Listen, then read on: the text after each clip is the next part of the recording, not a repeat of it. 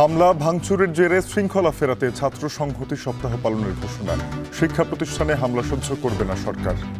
যারা এই ধরনের ঘটনাগুলোর সাথে জড়িত সিসিটিভি ফুটেজ সহ সাংবাদিকদের ফুটেজও যেখানে এসেছে, ক্যামেরায় বন্দী হয়েছে, তাদের বিরুদ্ধে আইনানুগ যথাযথ ব্যবস্থা নেওয়া হবে।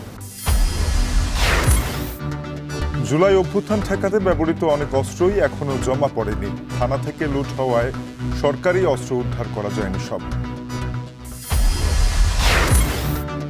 আন্তর্জাতিক অপরাধ ট্রাইব্যুনালে আইনের সংশোধনীতে বিচারের স্বচ্ছতা ও গতি আনবে বলছেন বিশ্লেষকরা। প্রয়োগে সচেতন থাকার পরামর্শ। ডলার ও বৈশ্বিক অস্থিরতার সংকটে জাহাজ ভাঙা শিল্প শীর্ষস্থান টিকিয়ে রাখতে নতুন বিনিয়োগ ও সরকারি সহায়তার দাবি।